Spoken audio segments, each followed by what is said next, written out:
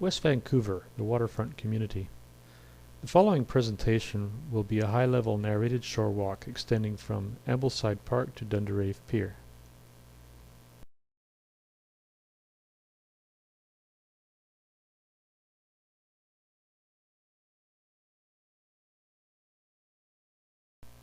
The narration will try to highlight issues both known and issues that we need to understand better in order to make the most and to plan for the long-term health of our public waterfront. In the last 100 years or less, there have been many dramatic changes to the shoreline along West Vancouver. In 1954, the sediment supply from the Capilano River was shut off by the Cleveland Dam. The tidal entrance to Burrard Inlet, one of Canada's largest tidal inlets, has been opened up, blasted, dredged, so that the tidal velocities have increased and therefore the sediment transport. Along the shoreline there have been groins built, there's been beaches filled, there are seawalls which have accelerated erosion, there's armor rock and various other man-made features whose effects we are only beginning to learn. This shore walk will take us along the dominantly public waterfront from the mouth of the Capilano River to Dundarave Pier. The high-velocity tidal streams under the Lionsgate Bridge and the outlet of the Capilano River are the terminus of a sand transport zone that extends from Dundarave towards Ambleside, and also another which discharges down the Capilano riverbed. This dramatic side scan image illustrates the dynamic bottom conditions off the West Vancouver waterfront. It highlights that English Bay is full of sands and cobbles, and many of which have been contributed by rivers such as the Capilano River over the last thousands of years. Of course, we have recently turned off the sediment supply from the Capilano with the Cleveland Dam. You can also see sand dunes and ongoing scour patterns, and we do not have a good handle on how these might be changing since we've altered the sediment input and also the current regimes due to the dredging of the Lionsgate entrance.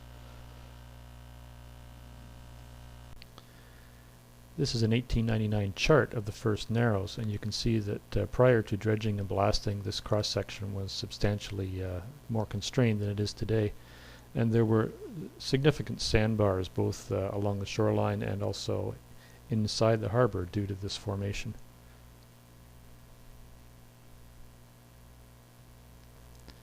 So the outstanding question that we need to understand is what are the long-term trends due to these changes. The large scour patterns, for example, are they now stable or are they expanding, and will there be any long-term effects on the West Vancouver shoreline as a result?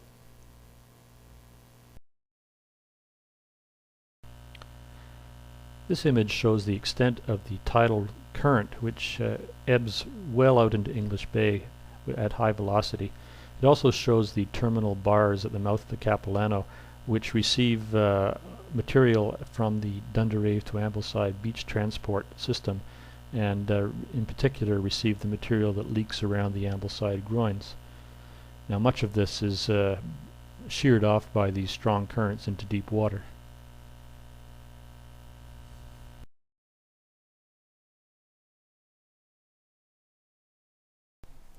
The two rock groins at the easterly end of the beach were built in the 70s and modified in the 80s to retain the artificially nourished Ambleside beach, which was actually created from dredged fill in the 70s. These groins still allow some transport around their tip, and in these arrows you can see some of the transport patterns of the sand around the left groin, groin 1, and the right groin, groin 2. Some of it goes, as mentioned, back into the estuary embayment, and some of it is lost into the deep channel to the right. In the mid-70s, the district had a recommendation from noted coastal consultant Wolf Bauer, who suggested that the then dominant groin 2 could benefit from a subtidal extension with a gravel berm to -5 meters below low tide. This was quite a sound suggestion at the time. It was not followed in the later construction of groins 1 and 2, but could be revisited for addition at this point to better stabilize the lower beach profiles.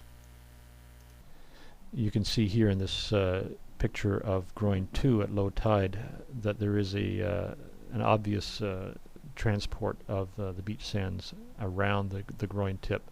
Now this is not a large volume, but it accumulates over time and of course constitutes losses which might be more beneficially retained on the beaches. This picture shows the segregation that goes on in this area because the groin is not quite long enough and is not an inclined groin to low tide. The wave action sorts away the sands, first of all, leaving the coarser cobbles and material. And you can see again the transport around the groin, and there's a deep trench into about 60 feet of water just off the tip. And when material is blown into this trench by an ebbing tide, of course it's completely lost to the shoreline system.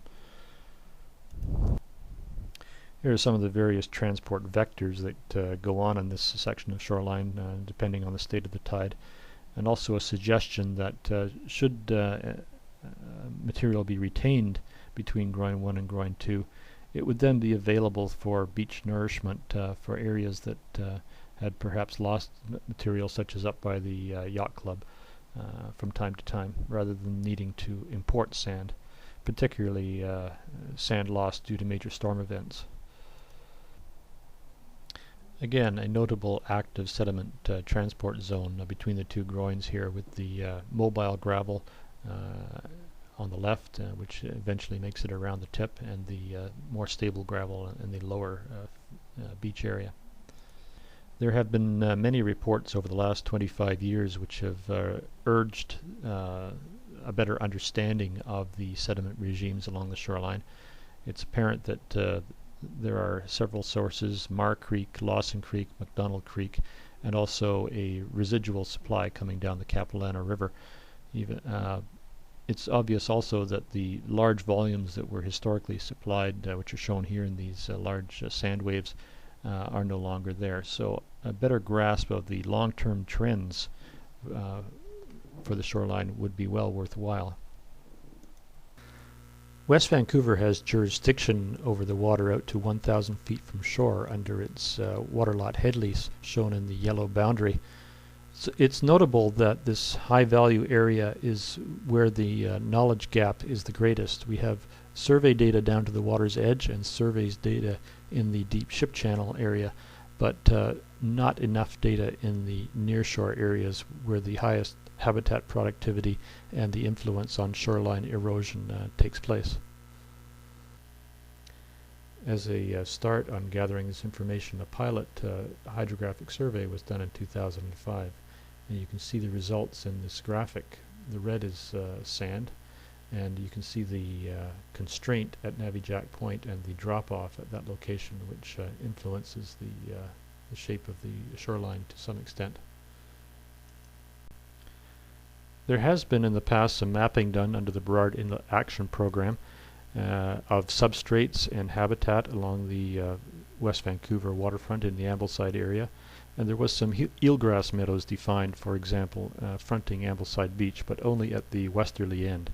Now, what is limiting the extent of these meadows would be a very valuable piece of knowledge. Is it, for example, the instability of the beach, and if the beach was stabilized, could this habitat be enhanced?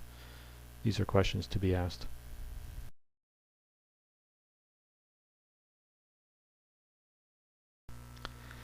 It has been noted that following Wolf-Bauer's 1977 suggestion of an inclined subtidal groin tip to -5 meters would offer potential benefits in reducing sand loss and also would stabilize the lower shoreline, the lower beach for increased habitat stability and values.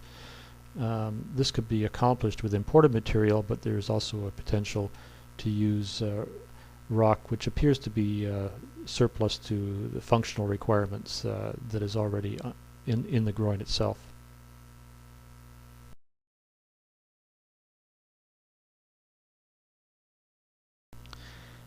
This aerial photograph taken of Ambleside Beach at low tide shows how the tip of the groin limits and retains the lower foundation beach. The lower foundation beach of fine sand is the dominant structure which maintains the health of the entire beach system and prevents major erosion during large storms by broadening the surf zone, and also increases the habitat value by increasing or decreasing the mobility of bottom sediments and thereby encouraging the development of eelgrass meadows and the like. This picture again illustrates the segregation between the steeper upper beach and the flatter lower beach. When a major wave event occurs, the upper beach wants to become as flat as the lower beach, and given the length of the groin and the lack of an extension to the tip, this material can exit the system and depart Ambleside Beach, which can incur some considerable expense in bringing in replacement sand fill. This schematic taken from a report on groin performance indicates that a short, high groin retains an impressive sand beach under fair weather events, but when it's cut down flat during a storm, there's quite a large loss of material around the tip, and in the case of West Vancouver groins, sometimes over into deep water, as happens both at Lawson Pier and probably also happens at the Ambleside groins. This is another graphic taken from a study on groin performance, and again illustrates that an inclined groin that most closely duplicates the natural slope of the beach itself has the best stability for all conditions, whereas the shorter groins will accumulate a good piled up and over-steepened beach in fair weather. They quickly erode and flatten during major storms. So the best groin emulates the natural beach contours. This legacy outfall carries a small creek through the beach and also acts as a modest groin, helping retain the beach profile.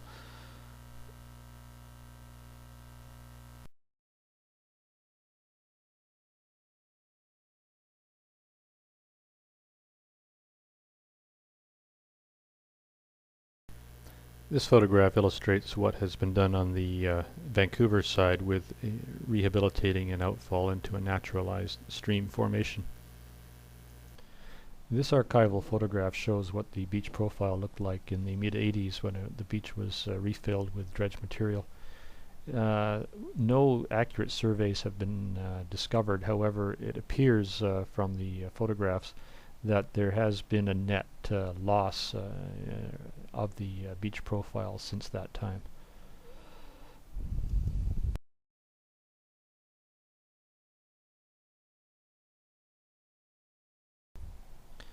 Now moving up to the launching ramp area, there is some obvious migration of sand past the groin at 14th Avenue Pier that comes around the corner and under the float and across the ramp.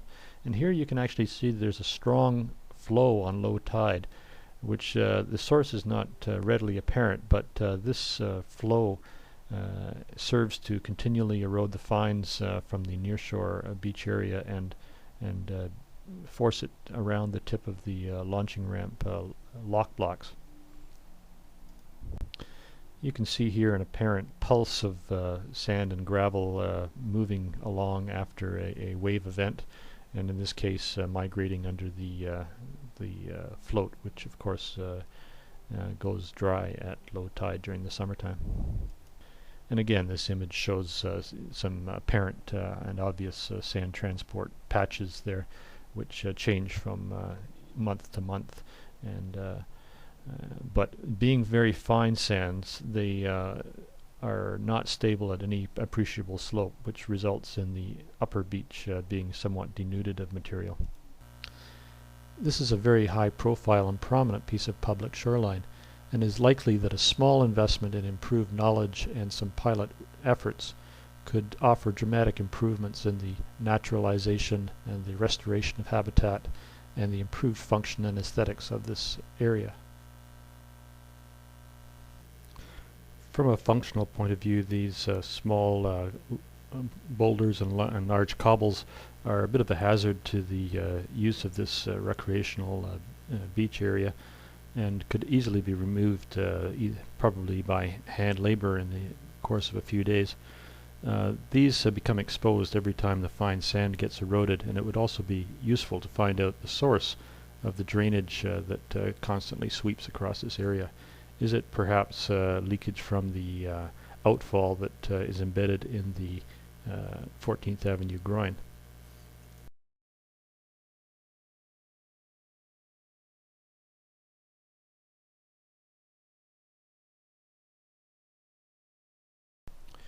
Again, here is a groin with a relatively steep tip, and you can see there's a freshwater pipe that discharges through the center of the groin.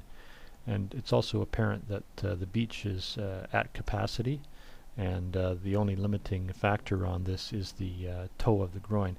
If it was desired for this beach to be flatter, wider, and more stable, one could again put a low-level subtidal inclined boulder extension, which could extend under the pier itself perhaps, thus providing some additional rock substrate habitat in the subtidal area.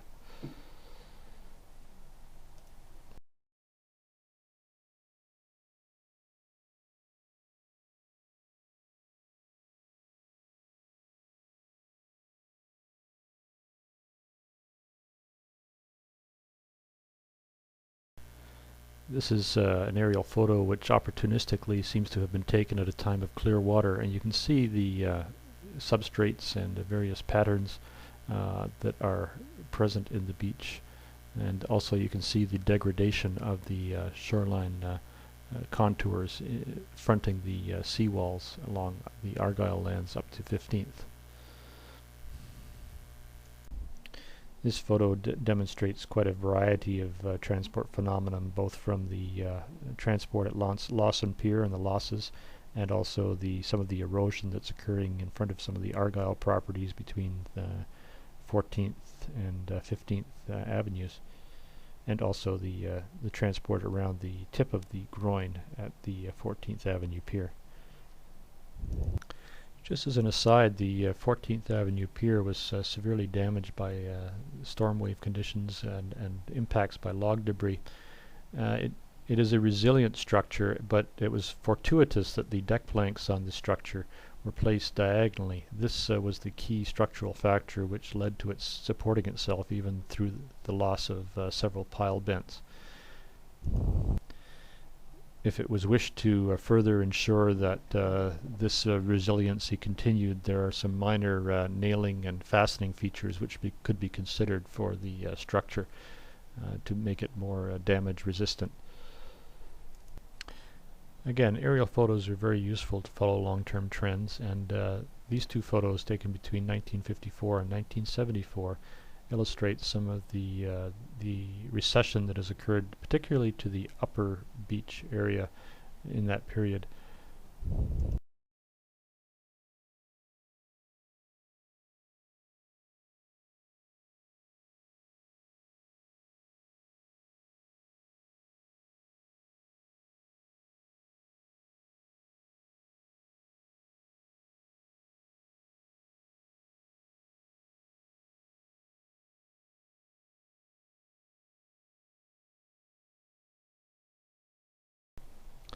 This picture illustrates the flow of cobble and sand that's coming down the shoreline from the west to the east. It's apparent where it flows around the concrete outfall pipes and over the top in the vicinity of the 15th Avenue Park. This low-level pipe actually has a benefit of acting as a stabilizing drift sill to the upper beach. You can see in this area in front of the seawalls that there is dramatic wave reflection and therefore erosion of the beach profile. The reflected energy from a vertical wall like this can quadruple the erosive power of the waves on the beach. This area here is extremely high transport. You can see also that it does go up and down with the seasons and with the variations in sand supply.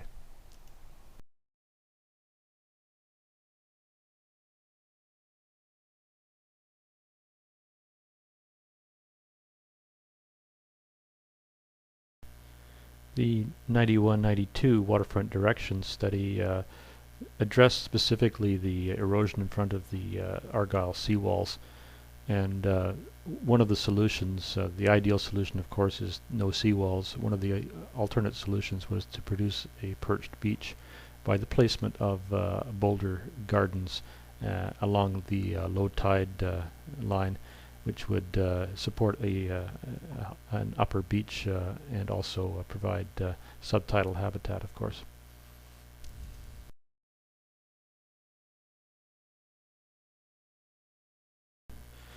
Now, normally seawalls are placed at the legal lot boundary, which is the high water mark of properties.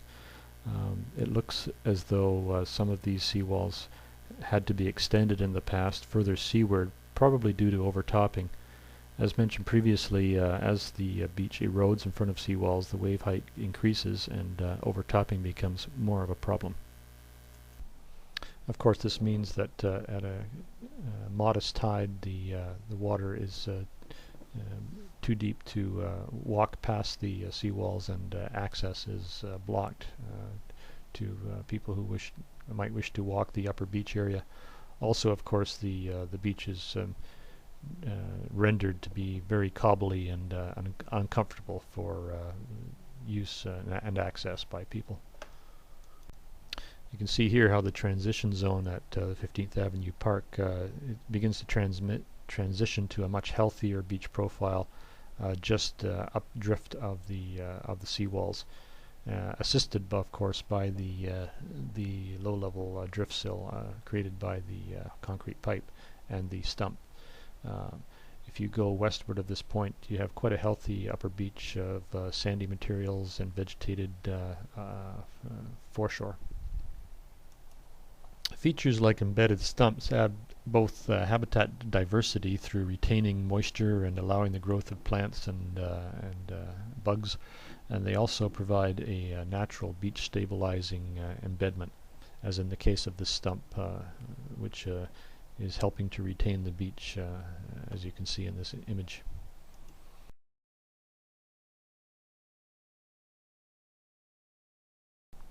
Again, these images show that the combination of the seawall effect and the pipes and the stump and various features along here are definitely affecting the beach profile. On the left, it's a flatter profile, a healthier profile. On the right, it's a degraded profile.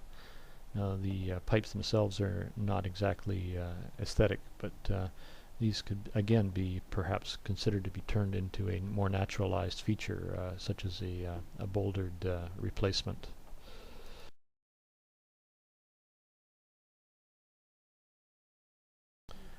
There is an aspect that the freshwater outflow and nutrients that come with it from these pipes contribute to the habitat values. And the higher on the beach these nutrients are discharged, the greater the diversity of habitat that is created, and the longer it's exposed during the tidal cycle. Here you can see the high density of mussels surrounding the freshwater outflow in this area. Again, the function of the pipe is helpful. However, the area above the beach profile is of little use and actually is aesthetically at the present time relatively ugly. If this was to be demolished, it could be discharged or deposited into the subtidal zone, and the substrate would create some potential for habitat such as kelp attachments and the like. Again, the upper area could either just be left at beach profile, or could again be replaced with a boulder formation. There is a notable red stain to the beach in the vicinity of the pipe, which suggests either rusting reinforcing steel in the concrete pipes, or alternatively the possibility of some discharges from time to time. Be interesting to further research what is going on with this red stain. This edited photo shows a cleaned up beach profile with portions of the pipeline removed.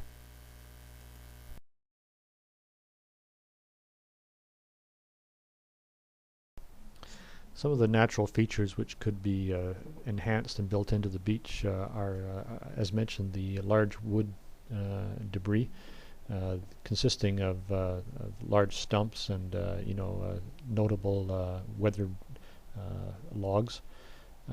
In general, these are seen as a nuisance. However, they're also a feature of western beaches, and as you can see, are enjoyed as sitting points as well as contributing to habitat and stabilizing the beach.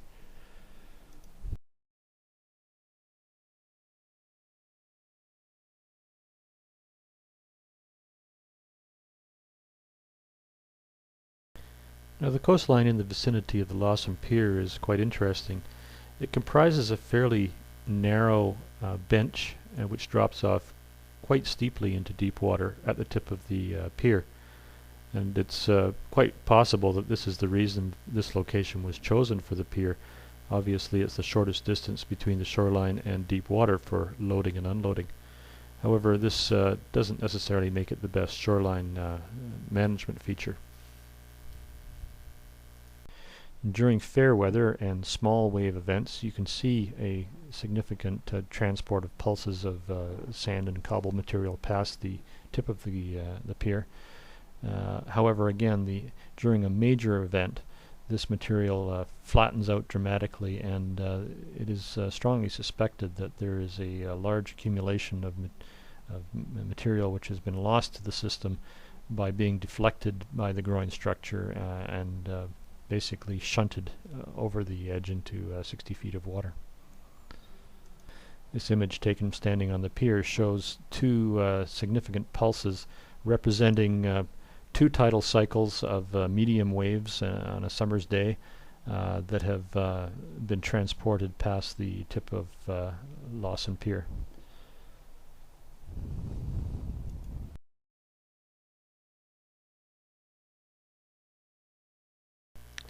This picture is taken on another day, and you can see the same effect being repeated as sort of moderate waves move the beach material down to the tip of the groin. At low tide, it is suddenly bypassed in a pulse, and this can become noticeable from time to time. In looking at some hydrographic surveys of this area, one can see a definite bulge in the contours at the tip of Lawson Pier, which again suggests and should be investigated as to what is causing this bulge. Is it lost beach material?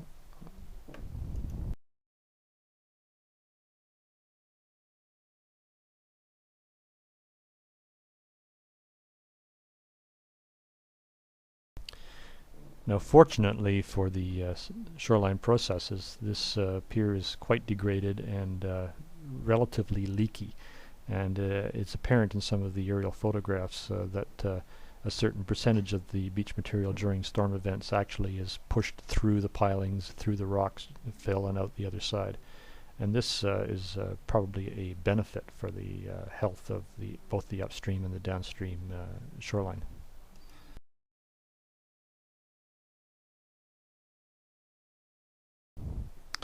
Again, here's a historic photo from 1910 showing the original cribbed wharf structure built for loading purposes. It appears in this picture that the beach, particularly to on the left-hand side, was a sandier and flatter beach than exists today.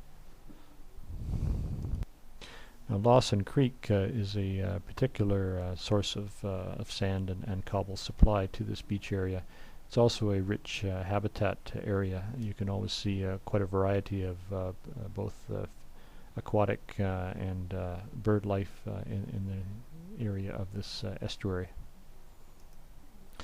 There have been recent efforts to restore salmon runs to this river by the installation of baffles, and this appears to have some success. So the health of the estuary where it strikes the shoreline and becomes marine habitat becomes increasingly valuable as the resource is restored to the creek.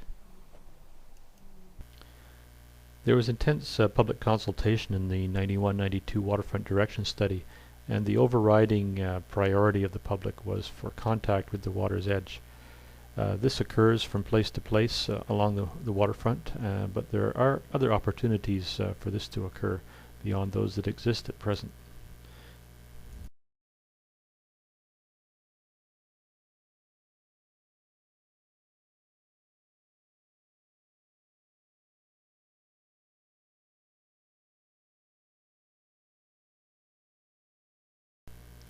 This is a picture of an interpretive beach sign from the Vancouver side.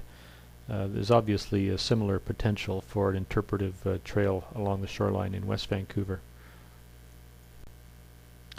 For example, does the public appreciate the contribution that is made by the sediment supply discharged from creeks such as Lawson Creek, McDonald Creek, and Marr Creek to the health of the West Vancouver shore?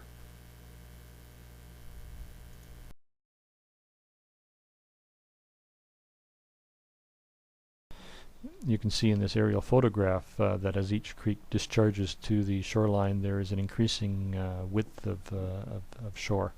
So this reinforces the importance of these watersheds to the marine environment. Now just to the west of Lawson Creek, there is another seawall and another very high active transport zone due to the reflected energy.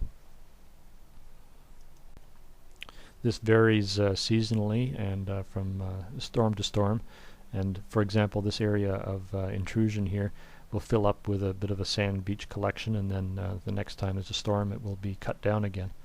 These features can be enhanced to provide a more stable beach regime here, and also to reduce the degree of overtopping which frequently causes issues along this section of shoreline and dislodges some of the curbstones, for example. On this day, for example, the beach profile is lowered somewhat, exposing the concrete stairs that have been dumped at some time, probably for erosion protection. This could, of course, be improved dramatically with rounded boulders and more attractive placement of boulders in the area for the same general effect. A beach area in front of the seawall would also reduce the amount of overtopping during storm events. You can see here how the high angle of wave incidence generates a reflected wave which is extremely energetic and removes the beach material. Again, a boulder field which would cause these waves to begin to dissipate and break a little bit offshore would spread out the energy concentration and encourage a more stable and healthy upper shoreline. This example shows where a boulder field might be placed to accomplish this purpose. And there are examples of this that can be seen in the Stanley Park waterfront. You can see here that a collection of boulders just offshore of the seawall has actually caused some shoreline accumulations, and this is what would be called a perched beach or a perched shoreline. This also causes the waves to break as they pass over the boulders, so that it diminishes the degree of overtopping of the seawall, which is quite likely why these were placed in the first place.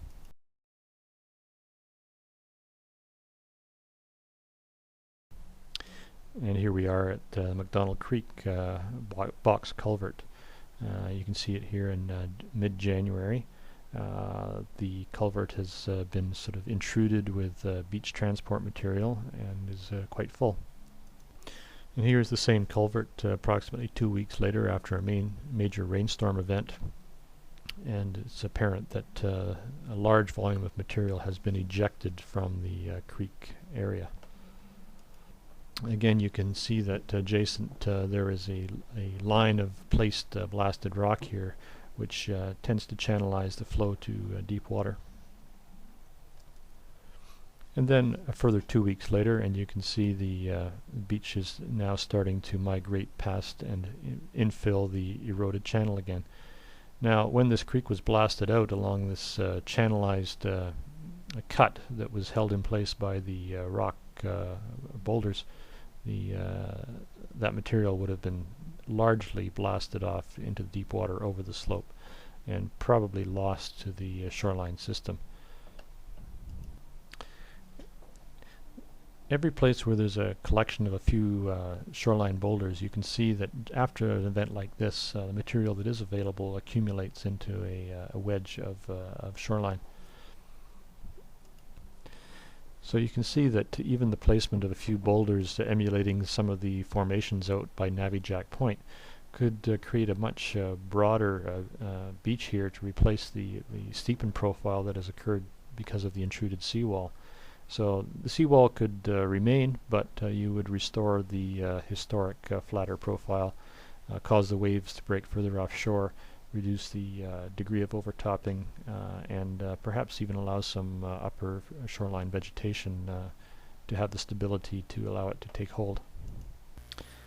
This aerial picture shows the alignment of the predominant wave angle with the shoreline between Navijack Point and Dundarave Pier. And it shows that while nearly parallel to the shoreline, it's not quite, so there is some net transport longshore vectors that take place here. You can also see the coincidence at Navijack Point of the tidal ebb stream and the transport. So the big question is how much material is lost at this point and how much is able to sneak around the corner on the upper foreshore. One can see in this aerial photograph a variety of features. One is that on a low tide there's a noticeable plume of fine materials. This is likely sand and fine sands that have actually been pumped and eroded out of the upper beach during fair weather events and have accumulated just below the low tide. And then when your extreme low tide comes along, of course these are mobilized and you can see them as a muddy plume.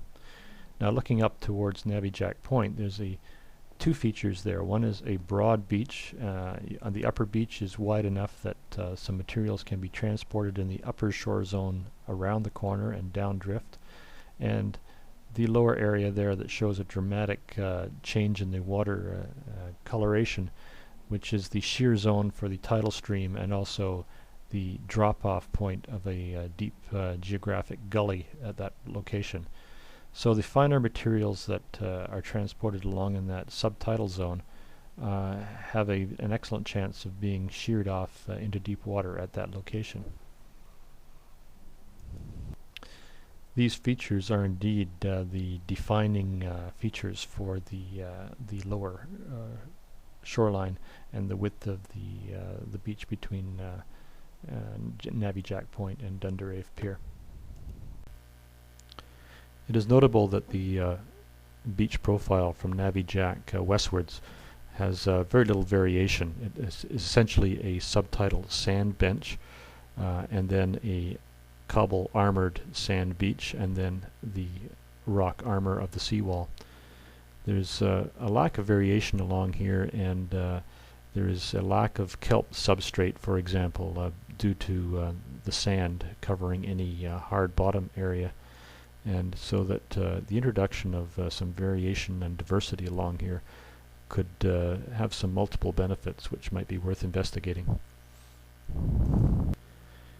It is interesting to note again that in the 92 Waterfront Directions project, this section of shoreline was highlighted for some diversity, and it was suggested that naturalized beach creation could replace armored riprap for shoreline protection.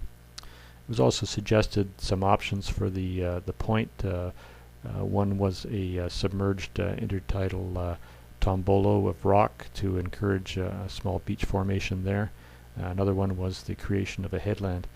In any case, these various alternatives do not appear to have made it through the seawalk and sewer design process, and but that doesn't mean that they could not be revisited in the future.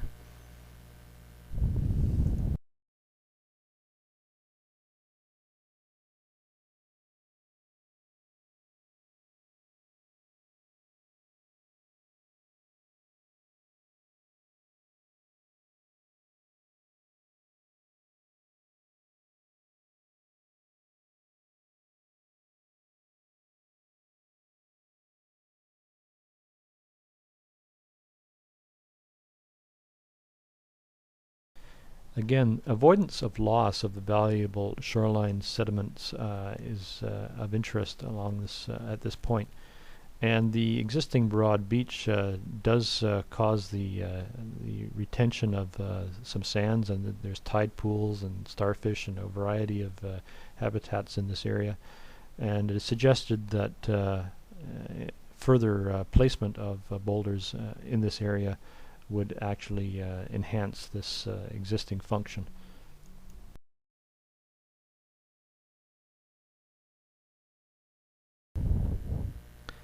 This hydrographic colored rendering again shows the geographic features. The red is sand, and the accumulation, as you can see, is limited by the geological features and the tidal shear features at Navijack Point.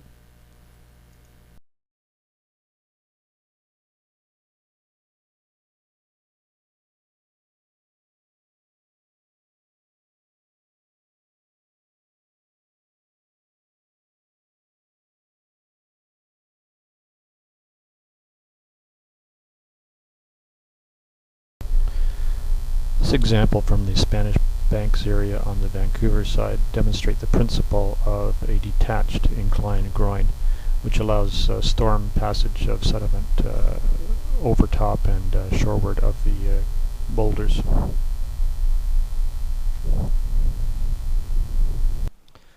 This is an example of how just a natural boulder located on the shoreline, this one just westerly of Dundarave, can have a defining effect on the upper profile.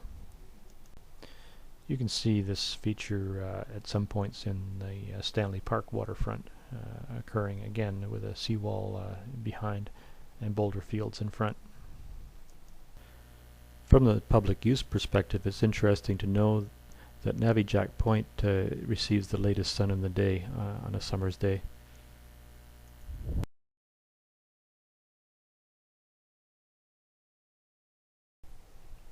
As opposed to down by Lawson Park, which of course is generally in the shade in the late afternoon. Again, this is an edited photograph showing what might occur with the placement of a boulder drift sill in terms of a small fillet beach or beachlet in the vicinity of Navijack Point. And again, examples of this phenomenon taken from Stanley Park area.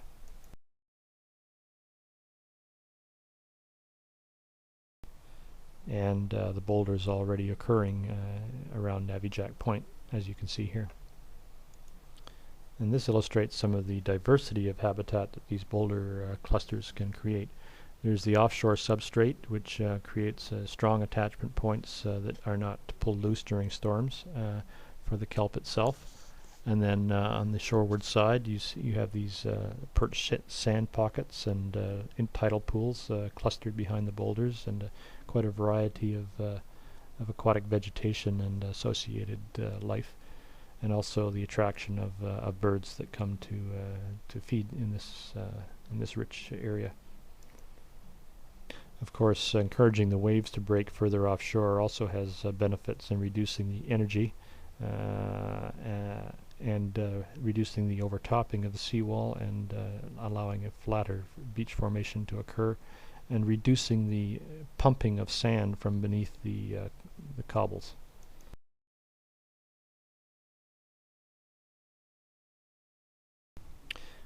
This illustration is taken from the Vancouver side, and you can see here how the formations of boulders have basically influenced the streaming of the sand and finer cobbles past this feature.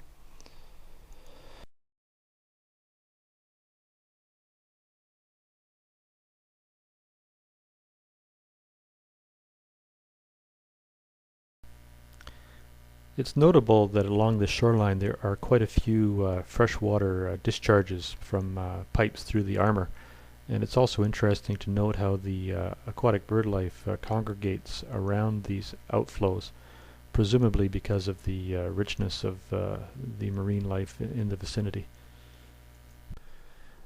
Now it appears that this area beach is heavy cobble and is fairly stable. However, if you walk down on the beach and remove the top layer of cobble, you'll see that actually this beach is predominantly sand, and it's just the surface that is the cobble. And again, if you look at this beach on a day of high wave action, When all this material is being pumped by the waves breaking, you'll see that the water is brown. This is, to a high degree, the finer materials being pumped out from below the cobble and lost and removed. And this potentially can lead to the long-term degradation of the beach. So the big question is the beach receding, and if so, at what rate? Given that this kind of action occurs over the decades, it needs an accurate monitoring survey program so that you can compare the beach shape from decade to decade. This hasn't been done in the past, and it's suggested that it should be done from this point forward. If the beach is indeed receding, which seems quite likely, that in turn leads to a steepened and higher wave climate. One of the things that happens as the beach recedes is that the water deepens, and as the water deepens, the height of storm waves and the steepness of storm waves increases. The entire seawall is already subject to overtopping by storm wave events, and this would just increase with the loss of any fronting beach area. This is an interesting public display from the lookout on Cypress Mountain that talks about the likelihood of increasing sea levels and the effects that this will have on Vancouver's seawalls. It doesn't make any mention of West Vancouver's seawalls. So it is suggested that if there is indeed sea level rise and if indeed there is beach recession, there are two responses. One is further armoring of the shoreline with rock and seawalls, and the other is to begin to rebuild a wider beach profile in the long run. Another potential area for some offshore boulder placement, and again any kelp that can be encouraged to grow in this area by itself acts as a wave damper and modifies the shoreline processes in a positive manner. Many of these lookouts are also constructed over stormwater outfalls, and again this is quite often why the birds are diving in these areas looking for the food that is being supplied by the nutrients. Again, boulder placement and habitat encouragement in these areas would be an interesting feature. Again, the 92 Waterfront Directions study laid out a plan for intermittent pocket beaches and access points along this shoreline. And these existing lookouts could incorporate these features, and this could provide access to the water's edge without the need to clamber over leg-breaking armor stones.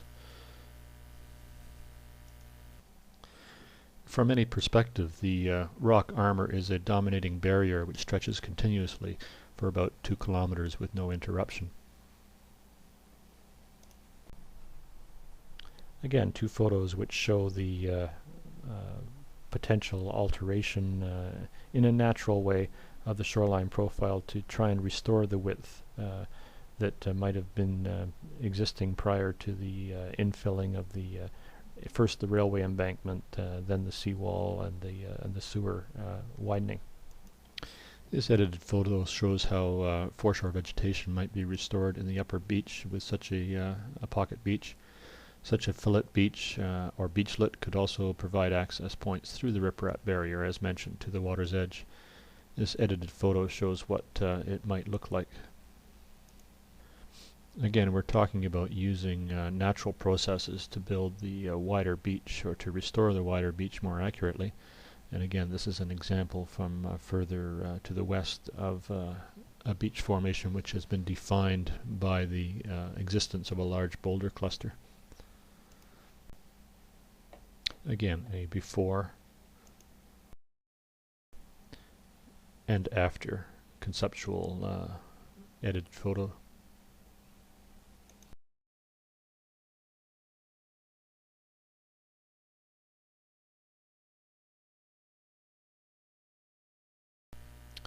It's notable the lack of kayak utilization of this stretch of shoreline, which is presumably because of the lack of aesthetic interest but it's also notable that it could be quite hazardous to try to exit the water at any point along this armored shoreline. Boulder placements which are offshore or subtidal or intertidal cause the creation of what is known as a tombolo, which is the tombolo is basically just a projection or change in the beach profile. This is an example taken from the walkway of the Lionsgate Bridge looking down on the shoreline below.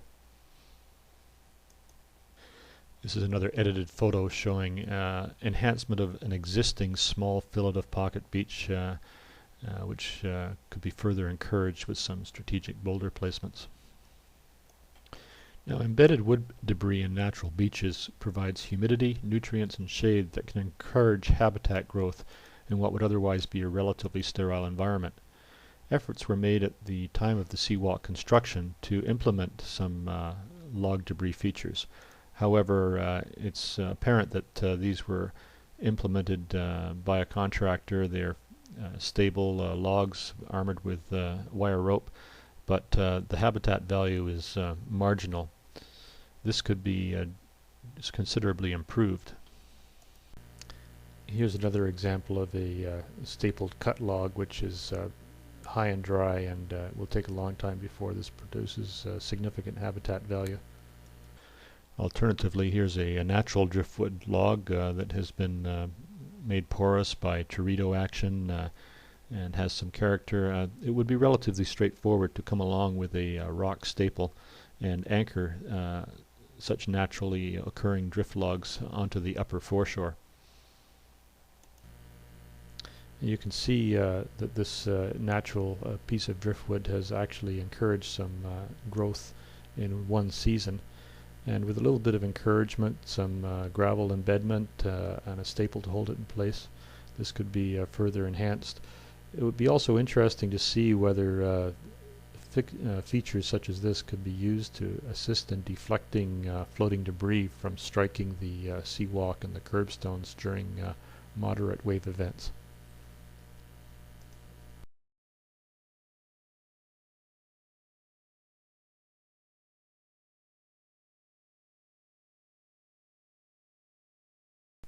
At this particular section in the walkway, the seawalk is at its lowest elevation, and also the offshore waves at their highest, and these impacts will continue to occur.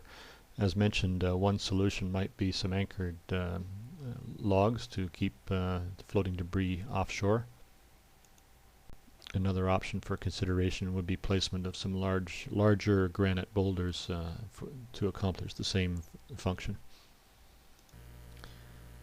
Major storms will always occur along the West Vancouver shoreline. Fortunately, they're few and far between. However, they do seem to be getting worse with the current climate trends, and one should be prepared to deal with the aftermath of these kinds of storms. One way of diminishing the wave energy as it strikes the shoreline is to cause the waves to break further offshore, diffusing their energy as they plunge away from the shoreline.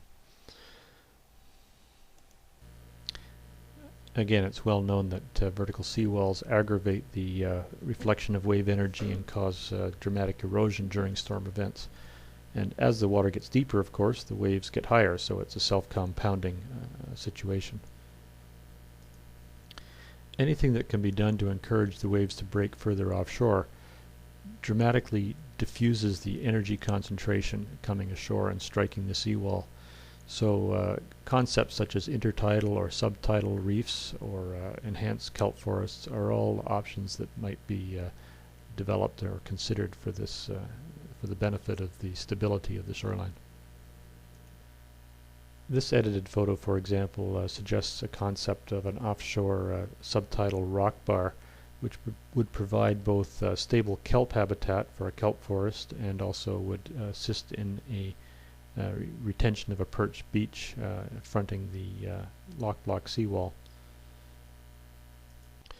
Kelp that does occur along the shoreline tends to be fairly unstable because the substrates that it's attaching to are of such a size that during a storm event the kelp just lifts the small cobbles off the bottom and it's transported ashore.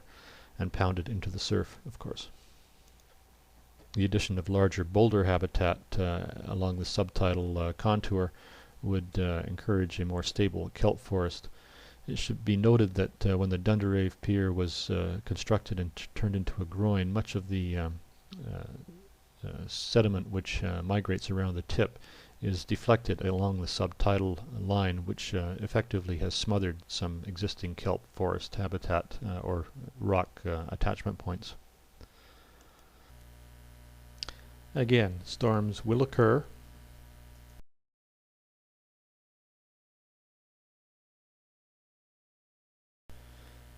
And so will the damages. This is the list of the damages from the last major storm event in the order of several $100,000. This small ephemeral pocket of sand is created where at the tail end of the seawall where it joins the riprap, and one can see that with a little encouragement this area could be further stabilized. Very few people in West Vancouver realize that the pipeline which discharges through the seawall is actually a creek known as Mar Creek, and furthermore that this creek contributes what appears to be a modest but significant supply of sediment to the shoreline. In fact, the deposits after a major rainfall event of sand and cobble can be quite dramatic. Of course, it doesn't stay very long. Given the high energy zone in front of the seawall, it's moved along very quickly, both alongshore and offshore. Again, an edited photograph to show how some boulder locations in here would encourage retention and stability of this material.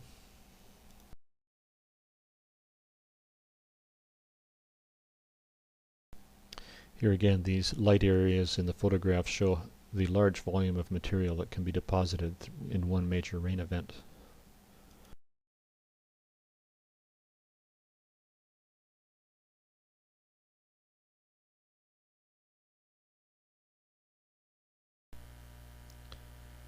The Lock Block artificial beach immediately east of the Dundarave Pier receives sand both from around the tip of the groin, but also some spillage from over the inclined Lock Block stepped groin, inclined groin, to the east side. Again, here are some existing boulders that have caused a result, and the concept is to emulate and enhance this feature by just using a few more boulders. This photo again is of that small pocket beach at the junction of the seawall with the riprap, and you can see that a small collection of boulders that exist there have caused a result, a small pocket beach. So this is the sort of effect that we're suggesting could be emulated and enhanced. If this beach went a little bit higher, there could be a possibility of foreshore vegetation.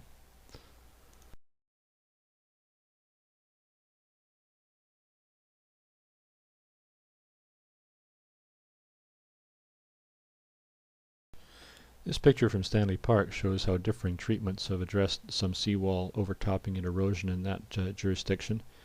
There's one area where some offshore boulders have been placed to create a wave break and to stop overtopping, and this has created a little pocket beach behind it.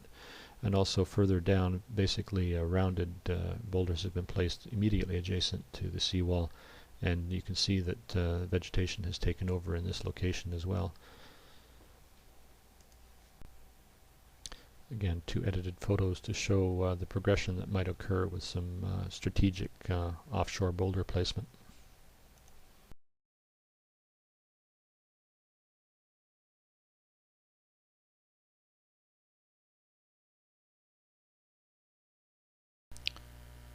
Again, some examples taken from Stanley Park.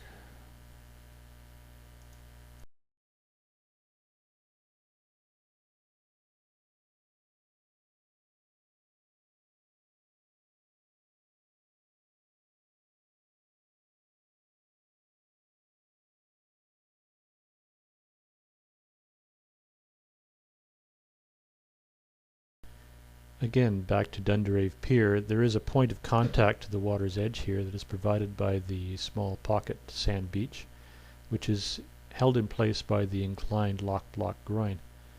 Now, the inclined groin also allows us some spillage of Mar Creek sediment when it floods into this beach area, and also collects anything that makes it around the groin tip. Now, the lock blocks could of course be aesthetically enhanced with some kind of a boulder formation if it was so desired, but it does seem to be serving its purpose.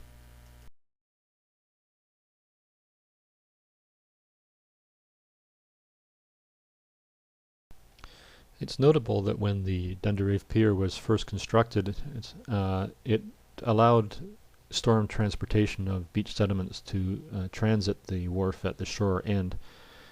There was a time when it was a piled structure which allowed material to pass through the wharf, and then as time progressed the structure became solid and then rock filled until its current presentation as a solid groin.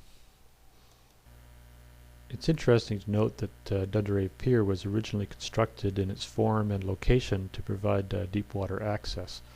This has been sacrificed, of course, to the groin function, and the small float on the interior goes dry during summer high tides, so it's very limited access. It's notable that a deep water float or a deep water summer float could possibly be restored to this location if it was desired to bring deeper draft yachts into to this point.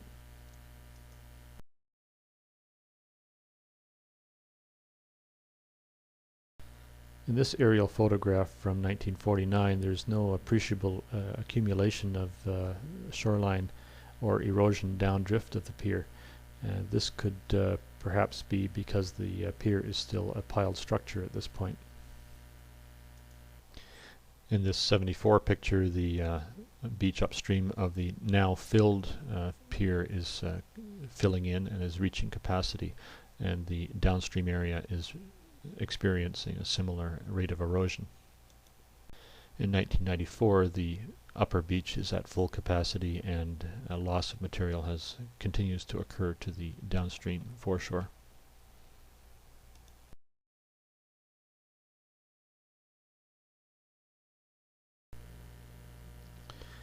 It would be very worthwhile to get a better handle on the mechanics of the pier and the influence on the downdrift shoreline. And for example, in some jurisdictions, when groins reach full capacity, as in the case of Dundarave, it is considered good management to move small amounts of material over the barrier from time to time to feed the downdrift shoreline to make up for the barrier effect. This is something that might be considered. Now, the current groin function of the pier is full, or actually overfull of beach sands. And during fair weather, the beach profile will steepen, and then, of course, during a major storm event, the sands flatten out. And at this time, this is when the sands leak around the tip of the groin and follow the subtidal pathway downdrift. So this reaches the end of our shore walk. It's a coincidence that this stretch of public shoreline happens to correspond well with an identifiable coastal unit. A coastal unit that is high in energy and high in biological and social and heritage values, and one that warrants some careful planning for the years ahead. Over the last 25 years, there have been many reports and studies funded by the municipality regarding the waterfront.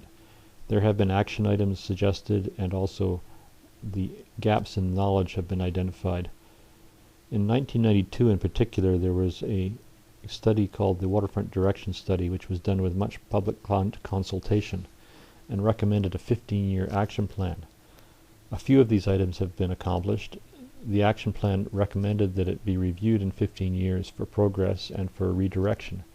The 15 years are due in 2006-2007, and it's suggested that this is the time to look to the future for the waterfront community and its public shoreline. Thank you.